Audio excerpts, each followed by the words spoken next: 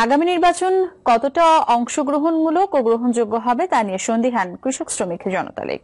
দলের সভাপতি কাদের সিদ্দিকী এক্ষেত্রে নির্বাচনকালীন সহায়ক সরকারের পক্ষে। তার দাবি, নির্বাচন গ্রহণযোগ্য করতে দায়িত্ব নিতে হবে সরকারকে।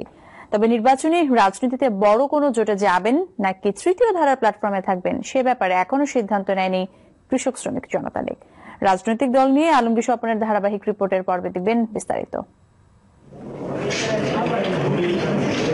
আওয়ামী লীগ থেকে বেরিয়ে বঙ্গবীর কাদের সিদ্দিকী ১৯৯৯ সালে গঠন করেন কৃষক শ্রমিক জনতা লীগ। গঠনের পর আলোচনায় থাকলেও নানা কারণে জাতীয় রাজনীতিতে দলটি প্রভাব ফেলতে পারেনি তেমন। এক ব্যক্তি সর্বস্ব দল হিসেবেই চলছে এর কার্যক্রম, বিষয়টি অস্বীকার করেন না দলীয় প্রধান কাদের সিদ্দিকী। ক্ষমতাসীন দল আওয়ামী লীগের কঠোর সমালোচক হলেও বঙ্গবন্ধুই তার রাজনীতির আদর্শ বলে জানান তিনি।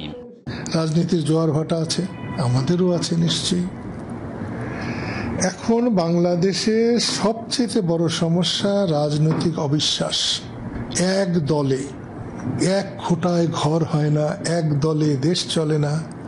বঙ্গবন্ধুই আমার রাজনীতি, বঙ্গবন্ধুই আমার আদর্শ। এই ক্ষেত্রে দেশে রাজনীতিতে যে শূন্যতা চলছে তা আমরা দূর করার জন্য চেষ্টা করেছি। এমন অবস্থায় আওয়ামী লীগের নেতৃত্বাধীন নির্বাচনী জোটে যাওয়ার সম্ভাবনা আছে কিনা এ নিয়ে এখনই মন্তব্য করতে রাজি নন কাদের সিদ্দিকী। এক্ষেত্রে বড় দু দলের বাইরে তৃতীয় কোনো নির্বাচনী প্ল্যাটফর্মই গুরুত্ব পাচ্ছে তার কাছে।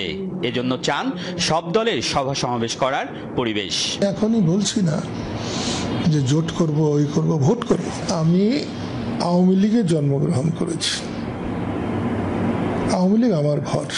বন্ধু হিসেবে ডাকতেই পারে, বিএনপির লোকেদের সঙ্গেও কথা হয়, যোগাযোগ হয়, আসে। দেশ তো ছোট। তবে নির্বাচনী জোটের চেয়ে আগামী নির্বাচন কতটা গ্রহণযোগ্য হবে তা নিয়ে সন্দিহান কাদের সিদ্দিকী। এক্ষেত্রে বিএনপির নির্বাচনকালীন সহায়ক সরকারের দাবির পক্ষে তার দলের অবস্থান। বিরোধী দলের চেয়ে একটা ভালো নির্বাচন সরকারের বেশি প্রয়োজন।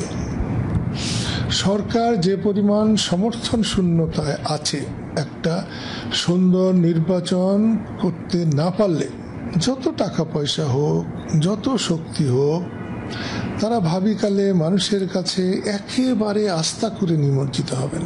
কাদের সিদ্দিকী বলেন, গ্রহণযোগ্য নির্বাচনের পরিবেশ থাকলে আগামী নির্বাচনে অংশ নেবে কৃষক শ্রমিক জনতা লীগ। আলমগীর স্বপন, যমুনা নিউজ, ঢাকা।